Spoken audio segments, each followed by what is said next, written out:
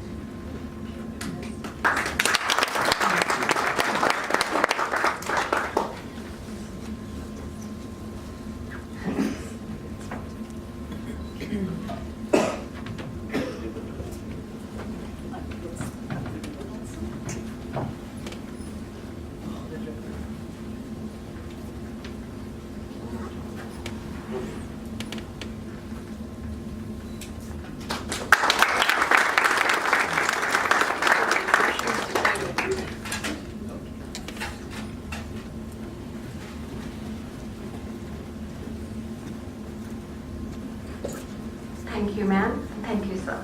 Now we will play a brief audio clip on Sardar Vallabhbhai Patel's speech in his own voice on harmony. और शांति पर बोलते हुए Yogi and to all members of this wonderful audience. Today, we are gathered together to pay tribute to one of the most outstanding leaders of modern India, one of the most exalted sons of Mother India. Sardar Patel, the Iron Man, India's first Home Minister, India's Deputy Prime Minister, a man who had a vision, a great statesman who united the country as no one could have done that. Now let's step back a little bit and go back to 1947. Flashback. The country was on the verge of independence. At that time, India was poor, devastated. Perhaps its own unity was at risk. There were roughly 560 princely states in the country, and they had been given the option: stay in India or stay in Pakistan. Now this was really a difficult job. These 560 princely states were as diverse as they come.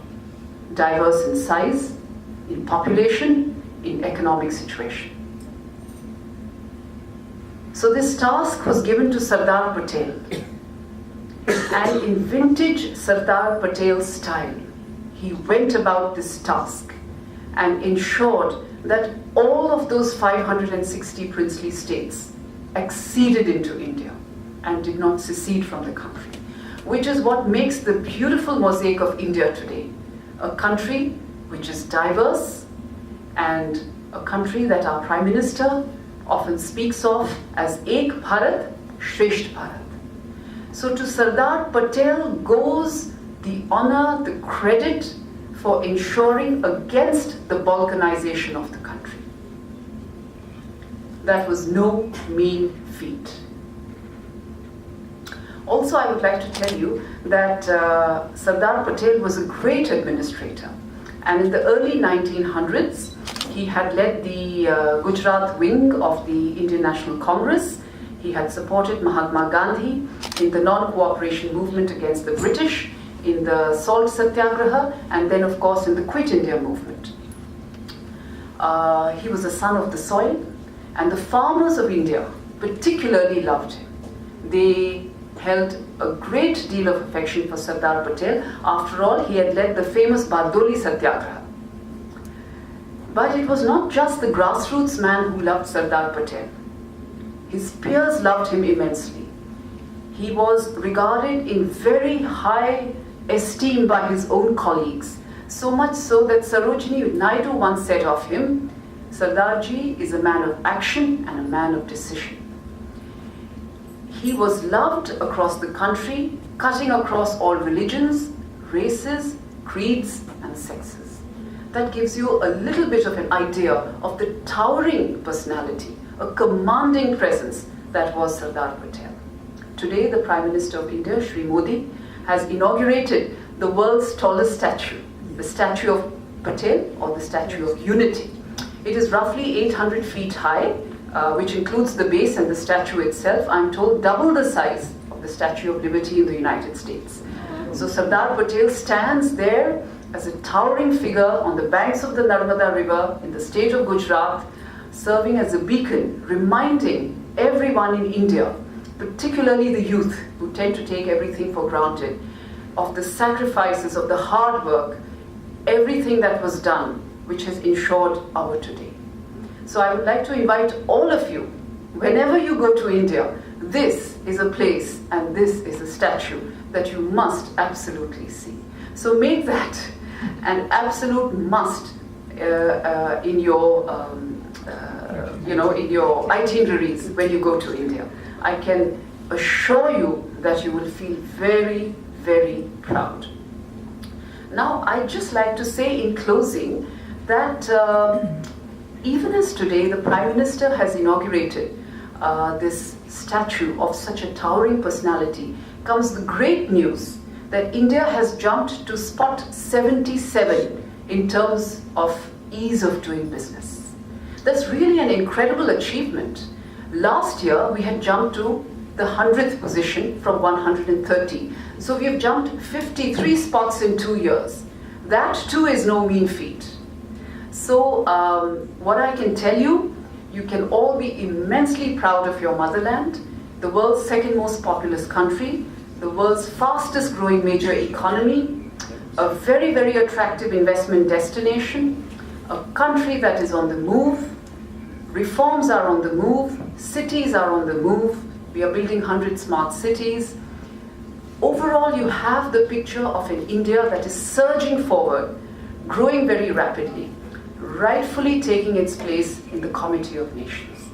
But more on that later, some other time. Today we are gathered here together to pay tribute, as I said, to one of Mother India's most exalted sons. I'm very grateful to all of you that you've come here, and despite this being a working day, it's a full house. Thank you very much. I shall look forward to connecting with you on another occasion, and also would like to take this opportunity to thank my colleagues in the Consulate who have put together such a lovely program. Credit must go to Gupta ji, who's the acting Consul General, but also to the full team. Chaitanya Yogi ji has just joined, and I can assure you he's going to do a fantastic job. He's come with several ideas, and I'm sure you will see much more activity with regard to India here in Durban. So thank you very much and enjoy the evening.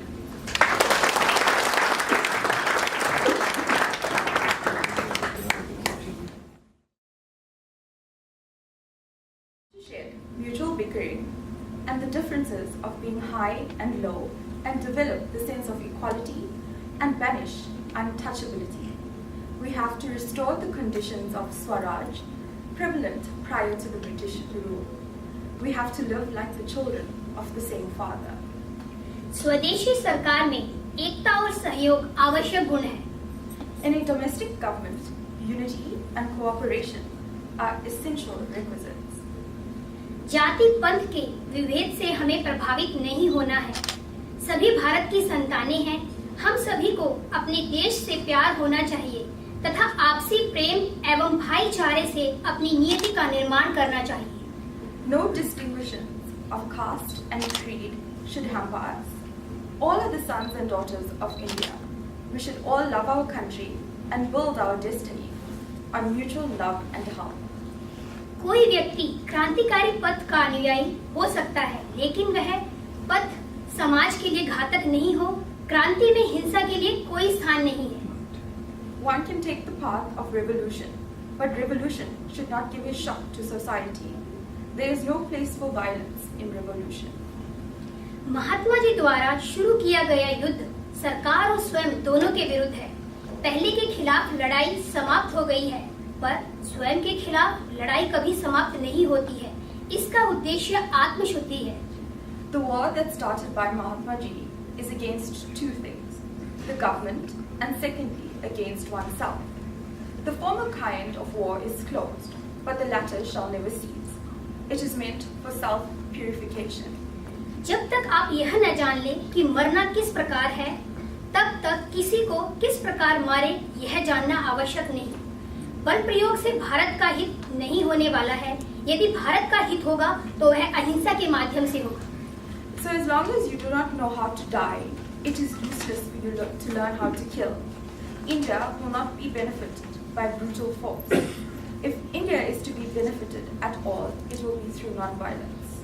चरित्र निर्माण के दो तरीके हैं: दमन के खिलाफ बल अर्जित करना और परिणाम स्वरूप कठिनाइयों को सहन करना, जिससे हिम्मत तथा जागरूकता उत्पन्न होती है। Two ways of building character: cultivating strength to challenge oppression and to tolerate the resultant hardships that give us rise to courage and awareness. युवक एवं युवतियों को शक्तिशाली चरित्र निर्माण करना है। किसी देश की महानता वहाँ के लोगों के चरित्र निर्माण में झलकती है। यदि वे स्वार्थपरता से दूषित हैं, तो वे समृद्ध हो नहीं सकते, महान उपलब्धि अर्जित कर नहीं सकते। स्वार्थी व्यक्ति सिर्फ स्वयं एवं अपने परिवार की सोचता है, लेकिन यह जीवन का अंतिम ध्येय नहीं हो सकता। Young men and women are to build up a strong character.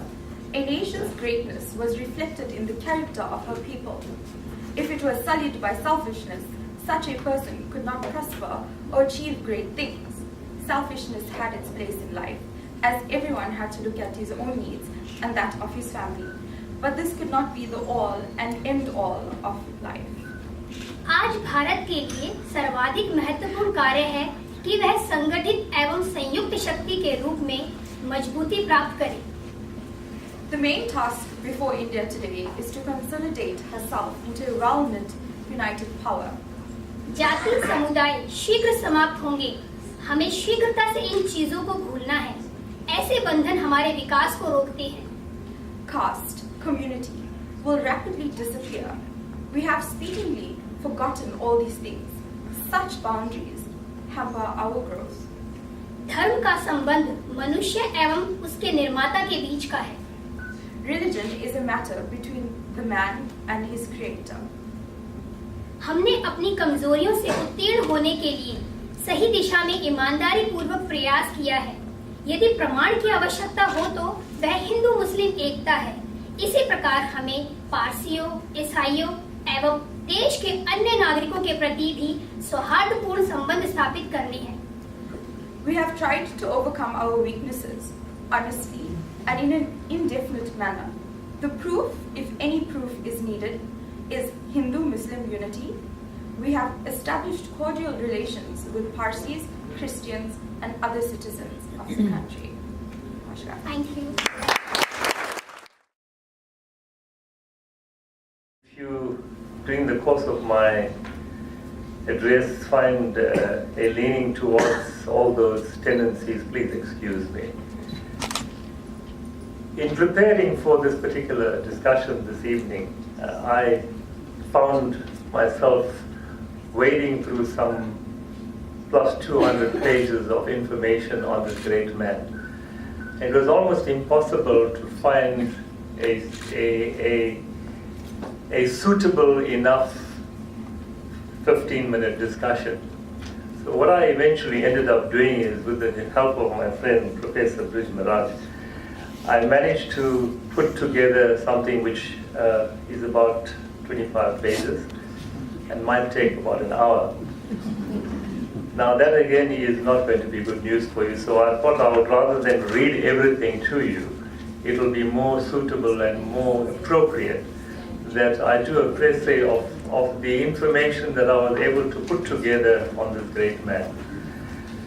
I must admit though at the beginning that in my lifetime I have had the privilege of addressing people on various individuals who have made their mark in this world, in the universe. And I must confess that never in my life have I come across such impacting, such reverberating, and such powerful information about one individual. The 200 pages that I waded through, plus 200 pages, was not enough to describe the kind of person that Sardarji was. He was just simply an amazing individual. And when we think about what is happening around us in the world today, north, south, east, west, with south being the center of all the attractions, it is this kind of an individual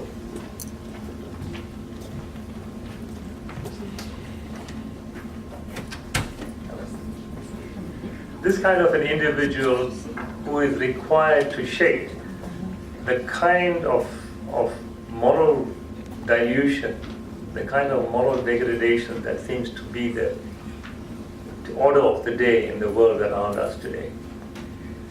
Just a few facts about him. You've already heard that Sardarji was known in India as a man of steel. He was born in a place called Nadia, a very small village in Gujarat. His father was called Javed Bhai, and mother Lal Bhai. And his father was a very poor farmer, but he was nonetheless a very strong person. His country was very dear to him, and freedom was very dear to him. And in 1857, when the people fought for some sort of freedom in India, Javed Bhai was in the forefront, right? So the young man, but he fought. Sardarji's elder brother was Vittal Bhai. He was also a well-known patriot, and he was the chairman of the Indian Legislative Council. Now, there are some amazing stories that I'm going to just share just one or two of them with you that made Sardarji the man that we all are yearning for today and respecting. When he was a young kid, he suffered from a boil under his armpit. And those days, as we know, you didn't go, there were no doctors around. You went to the local in the village, the local expert, and there was always an expert for every kind of illness. And there was one individual who was the expert on curing or dealing with boils. And how did he go about dealing with boils? He would take an iron rod, heat it till it was red hot, and then simply burn the boil. And Sardarji's father didn't want to take him because he felt he was too young to be exposed to that kind of pain. So Sardarji decided to go himself. He said, no, I will go. And he went along to this healer, and then this healer said, you are young. He said, please do it. So the healer hesitated and eventually burnt that iron hot. And when he got to the point where it was red, he just couldn't use it on the kid. He said, no, I'm not going to do it. So Sardarji looked at him and said, you're not a brave man, give it to me. And he just took it, and in the presence of the entire village, he simply took the rod, put it on his boil on the armpit without even flinching from pain. And the people there were simply amazed. And that's the kind of individual that started to grow up to be what we eventually called a man of steel. That was the kind of upbringing that he had. The man, of course, was frightened, but not Sardarji.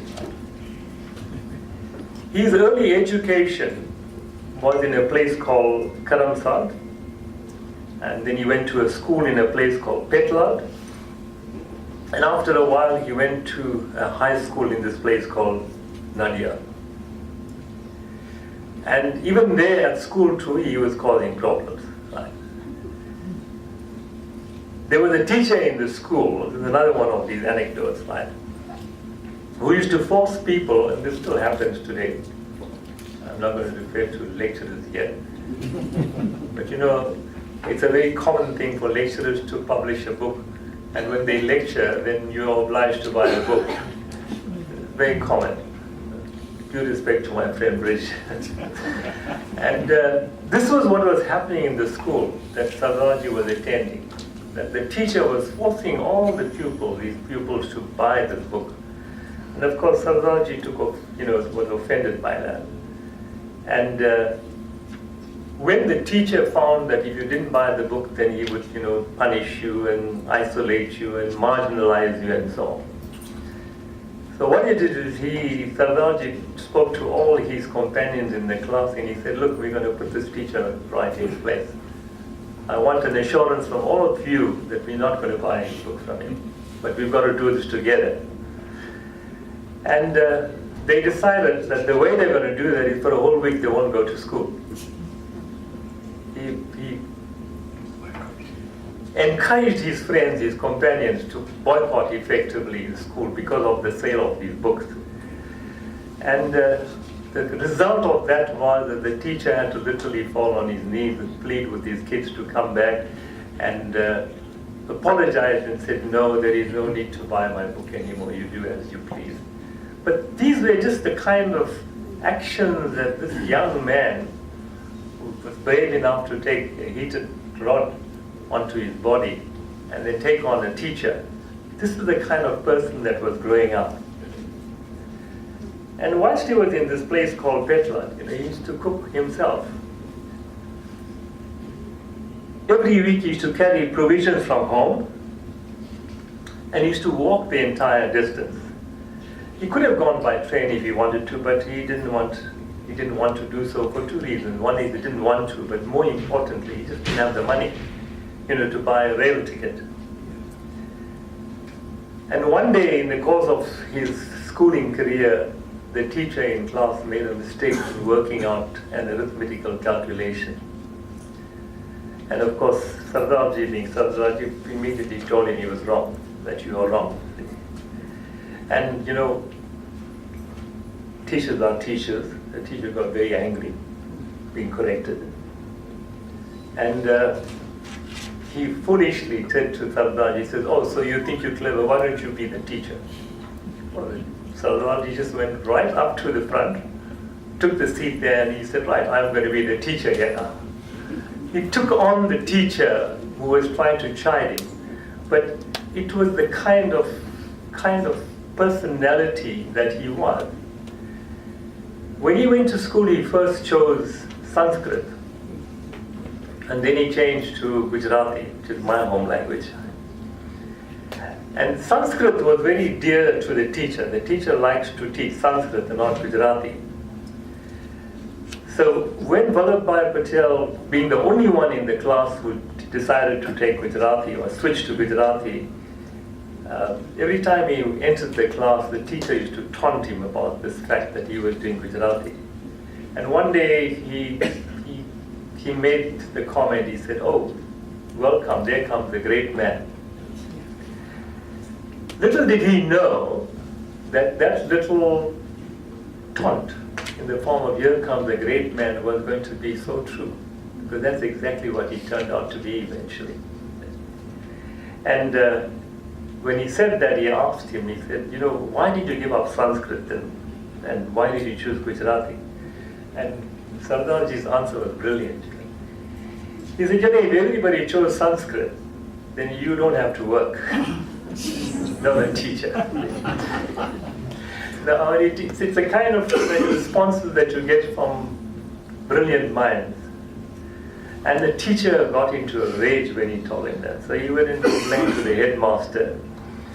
And the headmaster, the usual thing that happens, calls you to the office and having heard the teacher, he asked Saldaji what happened. And Saldaji just told him, he said, this is what happened.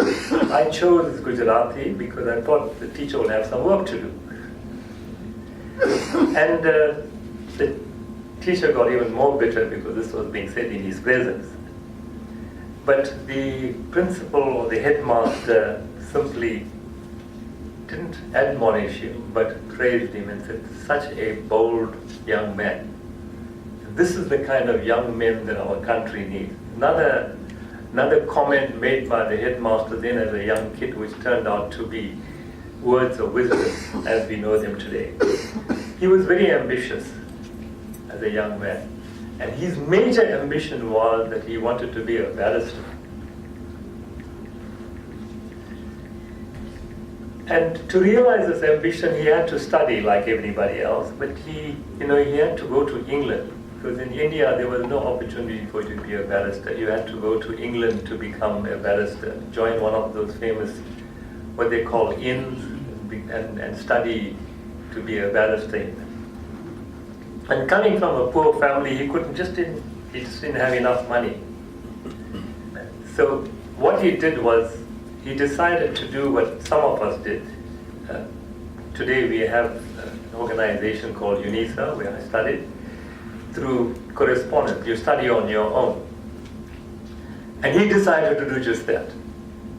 He studied as a private, and he sat for an examination in law as a private student. In the meantime, his brother was already a lawyer, Vittalbai, his elder brother. So his brother, in the meantime, could, because he was a lawyer, attend classes to be a barrister. He wanted to become a barrister as well. And Vallabhbhai couldn't attend those classes, so he borrowed books from other lawyers, and he tried to get judgments of the different courts to study them. He would go to court on his own, listen to some of the great barristers or lawyers argue in court and so on. And he learned self-taught in that way. And what happened is he wrote the examination and he passed the examination with flying colors. Then now, having qualified, he had to now practice. He had no facility. To be a lawyer, you need an office, you need furniture, you need stationery. You need the tools to enable you to practice as a lawyer. Those days there were no computers, everything was done by hand. And you needed those tools. So he got a couple of old chairs, some of them almost breaking down, got a few mats, or what do you call them, sabris, the little woven mats as we call them. And that's how he started practice. And he used to squat on the floor and practice. He didn't have a table and chair. But all that meant nothing, because slowly clients started to become attracted to this young man who was now starting to gain the reputation of being an absolute fighter. And in a short time, he became a very, very prominent, eminent lawyer. And then he was married. He had 2 children, a daughter who was called Maniben and a son who was called Dayabai. And his wife then fell ill. So he sent her to Mumbai for treatment, Bombay as it was called that day. In the meantime, he was saving money to go to England to become a barrister. And one day, he wrote to an agency asking them for help. And that letter that he wrote to the agency accidentally got into his brother's hands, who was already a lawyer. And he said to his brother, I am going to go to England first, and you can go later. And Vallabhbhai said, by all means, you are my elder, Motabai, please go. I have to bow to you. If you need money whilst you are in England, he said to his brother, please write to me and I'll do my best to send you money. Vittalbai in the meantime went to England, and his wife couldn't adapt to the English weather and the English lifestyle, and she was somewhat lost there. And eventually she wrote to Vallabhbhai, who was the only person she could talk to, and explained to him that, while her brother Vittalbhai was busy studying as a barrister, she was finding it very difficult to live there. So old Vallabhbhai said to her, please come back home. Don't worry about your brother. Let him do his legal studies and barrister studies, but we will look after you here. And after 3 years, of course, his brother came back. Whilst his wife was in Mumbai getting that treatment, he was busy one day during the course of her illness in a very important case. This is an amazing anecdote that you really find quite astounding, to say the least, by modern day standards. He was busy arguing a case in court, and he was quite involved in the case. And suddenly somebody came to him with a telegram. And the telegram was given to him. He opened the telegram while he was on his feet in court, looked at it, folded and put it into his pocket. And he carried on arguing this case that he was busy with. And he completed the argument, and he got judgment in his favor at the end of the argument. And of course, he took the victory in his stride. But then his assistant asked him, he said, what was that telegram all about? So he opened the telegram and he showed it to his assistant. And you know what was in the telegram? Just being told that his wife had died. I mean, this is amazing. I don't think any one of us, certainly I wouldn't, I'm quite emotionally driven person. Let alone my wife, if I get a message from anyone that one of my friends has passed on, I'd stop right there and tell whoever it is, please, you need to excuse me. I'm not going to carry on. But he was so committed to that case that he had to complete his task that he was paid for. And that is the kind of individual that he was.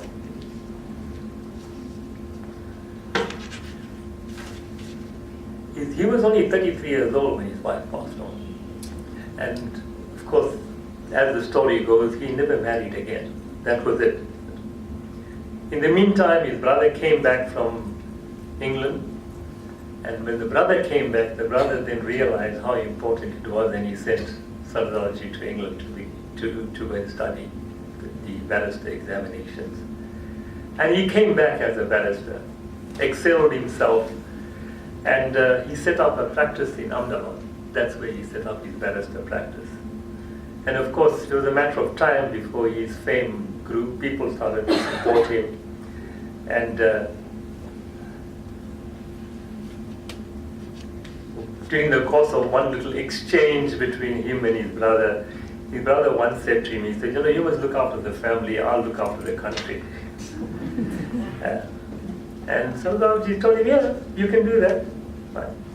But he was earning about, what did they say, I think 8,000 to 10,000 rupees a month. That was the earning as a very, very successful barrister.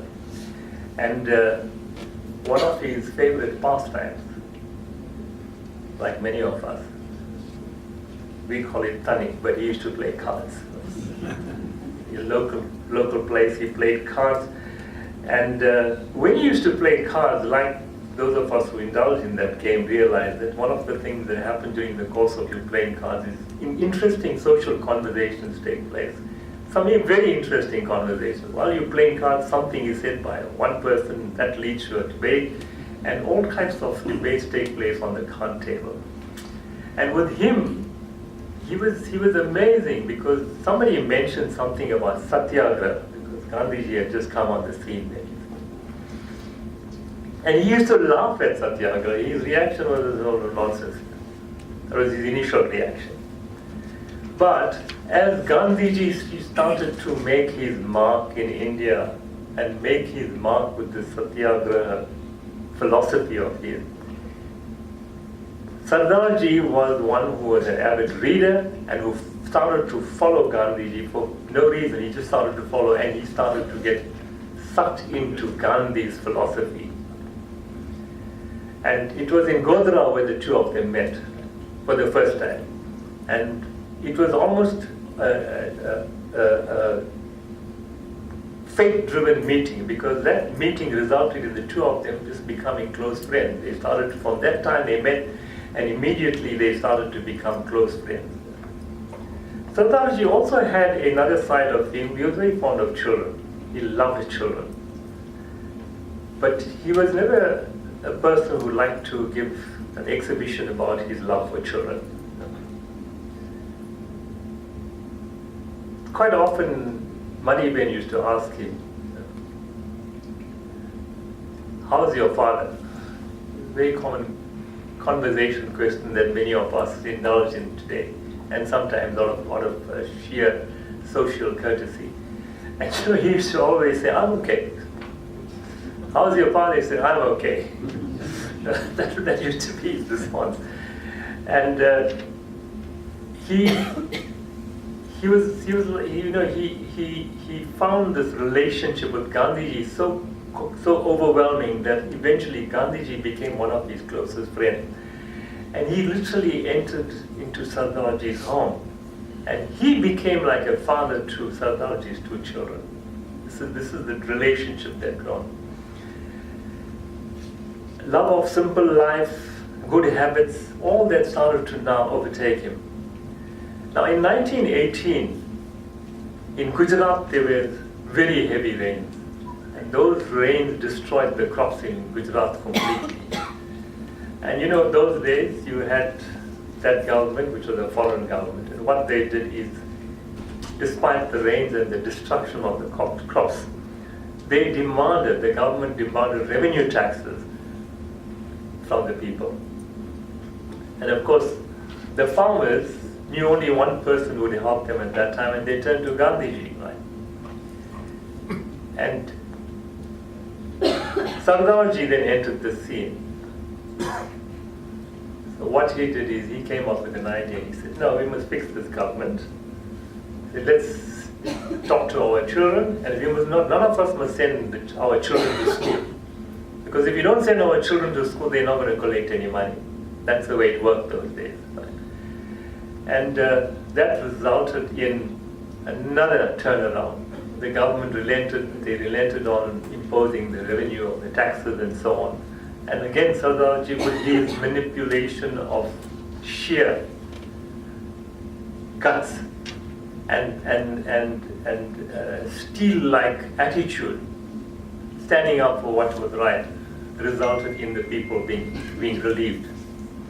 In 1923, that same government ordered that no one should carry a tricolored flag. A tricolored flag. Right? On the road in Nagpur. Why? Because that's where the government officers lived. So the government officers lived in a road near Nagpur, so nobody was allowed to carry a tricolour flag. And Sardarji heard about this and said, "Who's going to object to us displaying our flag in our country?" And that order was disobeyed because of the galvanizing of the people by Sardarji, and all of the people refused. And once again, there was a change. The people then, as a result of all these actions, started to follow Sardarji so much so that they started to literally obey him. He was in a position where he would not give command, but whenever there's a problem, Sardarji was the man that led the way. And whenever he led the way, the people followed. Not because they were sheep, but they had grown into confidently relying on him to bring salvation to whatever problems they had. Right?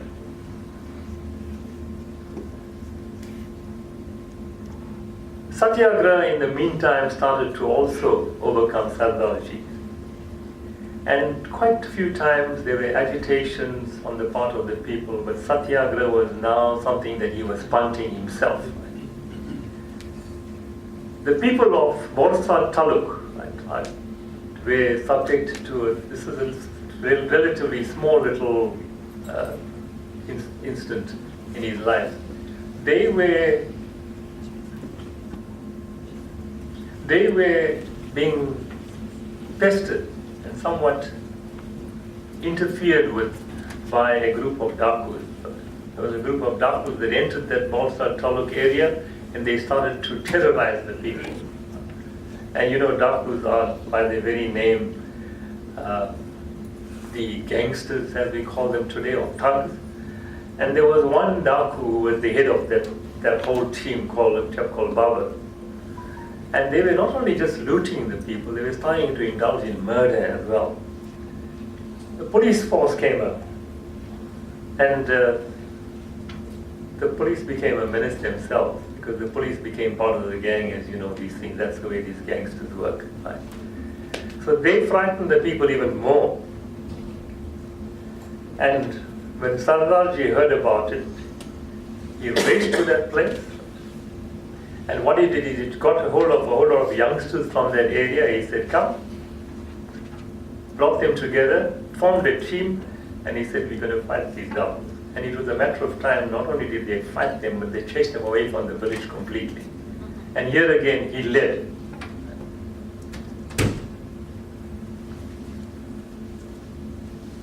Then, of course, the government, as you know, in that movie Lagan that we saw, where we were exposed to the kind of thuggery that the government indulged in by imposing taxes. There was another flood, and this time what the government did, exactly what they did previously, they raised the taxes this time by 30%. And the people didn't know what to do, and they went to Sardarji, of course. And he said, you know, if you oppose the government, your sufferings will multiply. If you lose your land and your houses, the government will do its best to crush you. You'll not have a grain of rice or a drop of milk. And the women and children you have, right? So there's only one thing for us to do, is to let us fight. Not to oppose the government, we must fight. And the people said, we are ready, we will die rather than sustain this nonsense from these people. So before that could happen, what Sardarji did, he wrote to the governor. And he said to the governor, please, I'm appealing to you, for the sake of peace, reduce those taxes that you've increased, otherwise it's not going to be good for you. The next thing, there was this uprising, and the government very, very quickly relented, and they announced very quickly before it started getting really bad for them, right, that no one can pay any more taxes. No one has to pay taxes anymore. He also, divided the Bardoli region into a number of zones. And each zone is like the way we worked in the dark old days, for you don't know what I'm talking about, in cells. And we had different cells, and each cell had a leader, and that leader took instructions from higher up, and that's the way we were able to have different programs and different kind of initiatives which helped to fight the apartheid government then. So this is what he did, right? He had each zone, and then he had a leader, right? And then he had messengers to carry messages from one center to another. And of course, he also did something which most people were afraid to do. He appointed certain people to be spies in the government. They went and fraternized the government, but of course they were what we today call informers. Those days they used to be called spies. And the government then reacted by sending ruffians to try and threaten the villages, and these people would end up, coming into the villages, beat up the villages, and force their way into houses and carry away the food and grain and what have you. They would insult the women. But the farmers stood their ground. Be respected, and this is not happening. And when he heard there were some rich people who were coming down to buy all these farms here because they tried to bring rich people in to buy, he made sure, he said to them, if you guys come here, anywhere near here, you know what farmers are capable of doing, it's best that you stay away. And that was the kind of person he was. And the rich, the wealthy people very soon realized that they were not going to be comfortable and welcome, and they didn't arrive. Then, as time wore on, he started to get involved in politics. There were several members of the Bombay Legislative Assembly who opposed the unjust policies of the government and resigned. And the government lost heart. The people's agitation again triumphed because of who was behind all this? Sardarji. Right? And the farmers of Bardoli were over the moon over what they had achieved, or what he had achieved for them. And so what they did is they presented him with an address, right? And they praised him, for his leadership and his great work. And you know what his reply was? This is, and I'll read it to you. He said, "It was Mahatma Gandhi who made me the herb. It was Mahatma Gandhi who gave me the herb of Satyagraha. They gave me the herb, the plant of Satyagraha. And all that I did was to administer the medicine." Look at the analogy. He said, that's what I did. Don't give me that address and so on. Give it to the person who gave me the medicine to take. And all I did is I took the medicine, and that's why we reach where we are. You strictly follow, he said, you must strictly follow the doctor's instructions. So all you people must not praise me. The praise that you have created in your address for me is really nothing more. It's a blank sheet of paper. That praise is in the hands, or is meant for the great Mahatma. And that's when the whole of India started to hear about this great man. And that's when they called him the Sardar. That's when he developed the name Sardar. He started to now impose himself. He provoked the British government a lot. Twice they sent him to prison. But when they sent him to prison, his influence in prison also increased. He was once elected a president of the Karachi section of the National Congress. And in his speech, he declared the following words. He said, independence is our goal, that's all. There cannot be the slightest modification of that goal. The government was even more infuriated, and they sent him to prison again. And he was only freed later in 1934. But there are some interesting anecdotes about his life in prison. He was treated like an ordinary prisoner. There was only one toilet. Every morning the prisoners had to queue for your turn to use the toilet. Not that it doesn't happen today. Many prisons it still happens, right? There's no secluded place of privacy where you could go and indulge yourself with nature. So it was all open, right? The food that was served in prison was rotten, right? Not worth eating. And the officials of the prison, or what they call them wardens today, right? They used to give the prisoners pinpricks. But there were some friends of Sardar from the outside, who came there, and they were not allowed to see him, but they would send little gifts for him, or little articles. Right? And amongst those articles was a razor. And of course, Sardarji was prevented from getting the razor. The prison warden said, no ways, right? We're not giving you this razor. And Sardarji, of course, protested and protested and protested. And then finally, when they didn't hear him, this is what he said to them. He said, why don't you give me the razor and let me shave all the prisoners for you? Right. This will give me some work to do, and it will save you guys a lot of headaches. Everyone, including the clerks who heard him, burst into laughter. They all started laughing. But his faith in himself, in his belief, in his religion, his culture, his sanskar, was so strong that turned into something else. And what happened? He did what you call a quid pro quo. He said, okay, don't give me the razor, but why don't you allow me to get the Bhagavad Gita? So he got a whole lot of Bhagavad Gita and he handed them out in prison to the prisoners. And that's how he was able to introduce the Gita to the prisoners as well.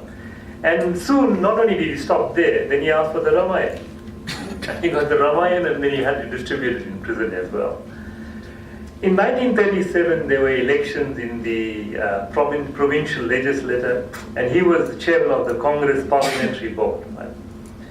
And under his stewardship or his chairmanship, the Congress secured a majority of seats in 8 provinces and formed the government there.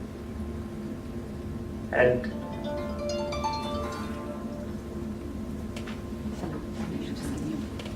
in 1942, that's when things started happening in India. Congress called on the British government to quit India. And what he did is he started what is known as the Quit India movement, right? So the government, of course, would do what all governments do when they are threatened. They jail everybody. All the leaders of Congress, including Sardarji, was jailed. And while he was in prison, he fell in prison. And the government wouldn't, they were so nasty, they didn't even allow a doctor to come and examine him. Of course, he withstood all that, and then 3 years later he was released. And that time now, with freedom, as Her Excellency the Commissioner mentioned earlier in her address, with freedom just round the corner, there was a move started by certain government elements that started to label him as being anti-Muslim. This is what they did. They said, no, Sardarji is anti-Muslim. And in August 1947, the freedom was achieved. But during that time, just before that and after that, when he became Deputy Prime Minister, there was this stigma that was going around. And he had to correct it quickly. And he said, you know what? How can I even think about being anti-anybody? He says, all I ask for, and look at the depth of his answer. He says, all I ask for is that all of us are here in India, and we must all make sure that we are in one boat. That was his response, right? He said, I am not anti-Muslim. All I'm saying is that all of us are in India, we fought for freedom, now we must all make sure that we are in one boat to sustain that freedom. That was his response. If we unite, right, we can make this country prosperous. So let's join, let's cooperate with each other, and then we can go ahead. There were a lot of people, I think, again, I don't want to repeat what the High Commissioner said, and I'll just skip that part of this history, this dissertation. There was a problem in Kashmir as well. The Maharajas and the Legislative Assembly decided that the state should join India, but the Pakistani army forcibly occupied 2/5 of Kashmir. You all know that, right? And the ministry was handling the Kashmir question, so Sardarji couldn't do anything. But he was a man of remarkable foresight, despite all that. And this is something that is, when you talk about understanding harmony through Iron Man, this is probably the greatest thing about him. In November 1950, he wrote a letter to Pandit Nehru, who was the Prime Minister. And he said to him in bold letters, he said, do not trust China. China is not to be trusted. The government of China speaks of its desire for peace.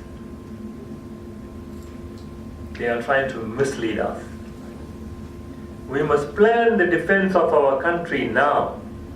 We must always remember the intentions of Communist China. Right?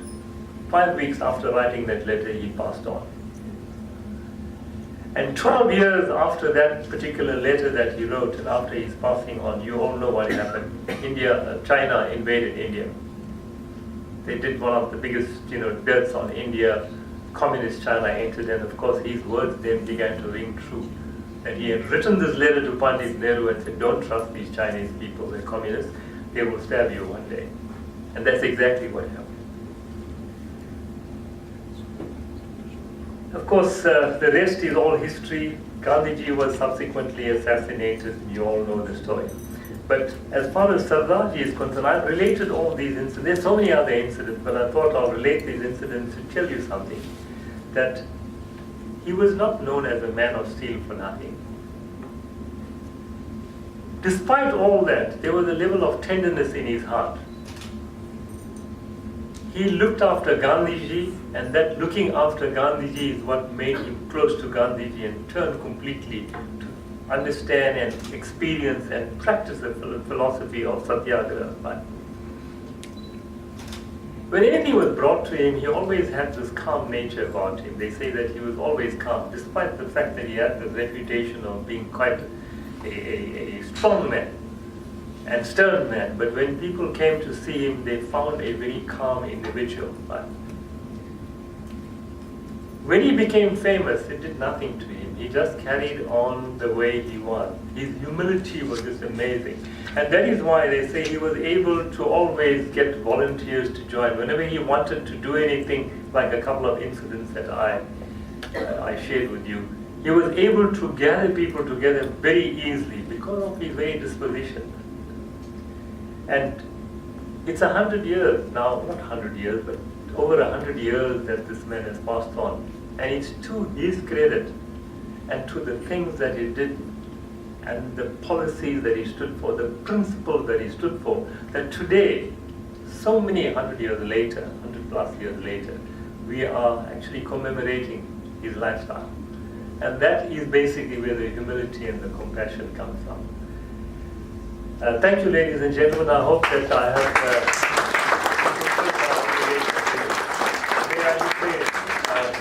to the Acting Consulate General, Mr. Gupta, thank you very much for inviting me here and giving me this opportunity of sharing my thoughts with you. Thank you.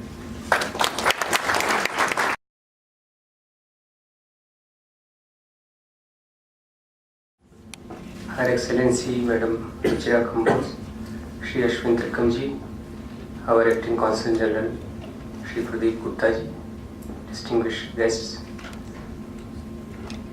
I am only trying to observe the internal journey of Sardar Vallabhbhai Patel rather than having the discussion about the external journey. So from the beginning to the integration process of India, when we observe the life of Sardar Patel, then we can observe his life in which he was ready always to put himself on the stake. He was ready to renunciate all the desires, all the ambitions which were related to his personal life. And this is like the drop meets to ocean.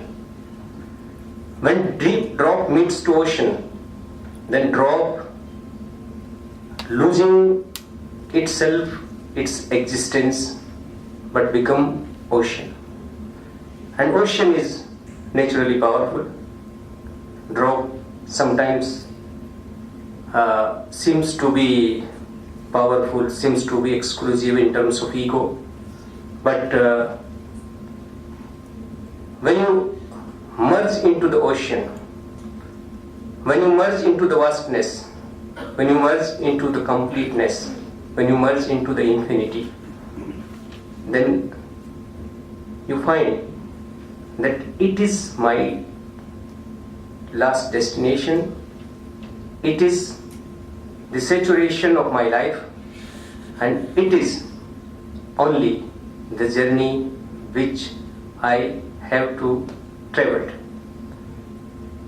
So the whole journey of Sardar Vallabhbhai Patel was the journey of minimizing the ego, minimizing the personal life and merging it into the national life, into the greater life, which was related to everybody, not for somebody or not for few people.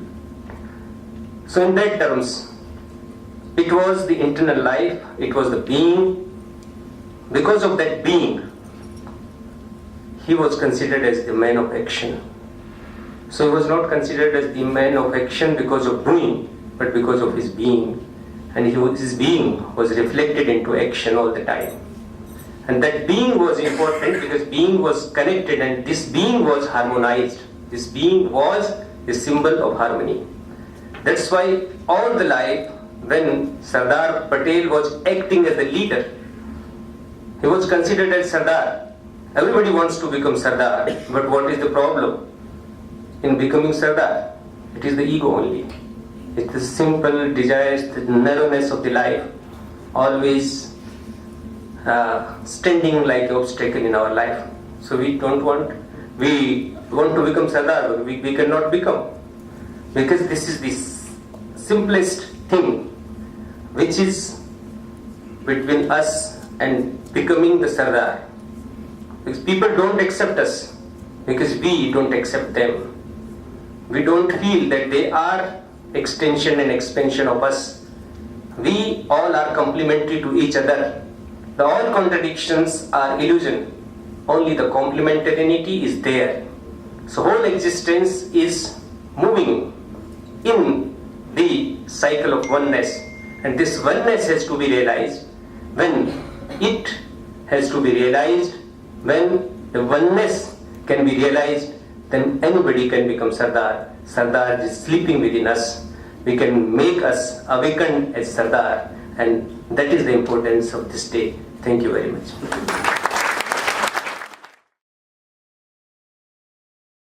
I spoke about the inauguration of the Statue of Unity by our Honorable Prime Minister today morning in Gujarat. The Statue of Unity is built on the banks of the river Narmada. The total height of the statue from its base is 240 meters, consisting base level of 58 meters and statue of 182 meters. It is 93 meters taller than the Statue of Liberty. 75,000 cubic metric tons of concrete, 55,700 tons of steel structure, 18,500 tons of reinforced steel rods, 22,500 tons of bronze sheet that was used in the construction of the Statue of Unity. The bronze-clad statue of Sardar Patel was built at a cost of around $500 million, and project took 42 months to complete.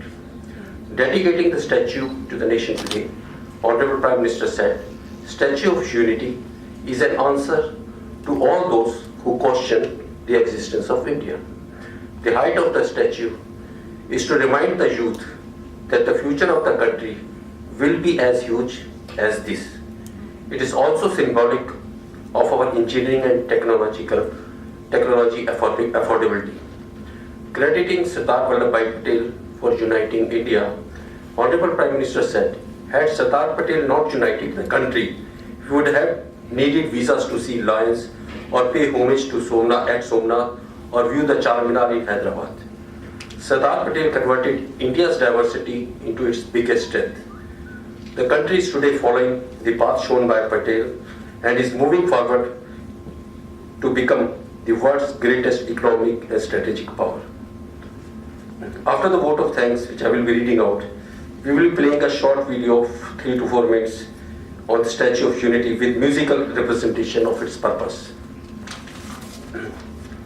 And lastly, I am grateful for Her Excellency the High Commissioner for her guidance and presence in this program.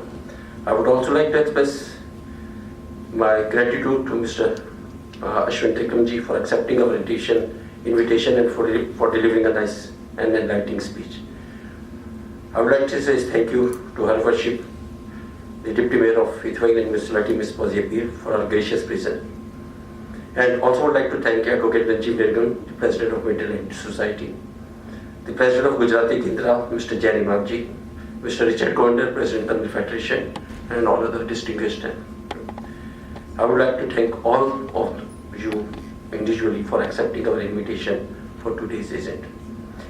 Thank you very much.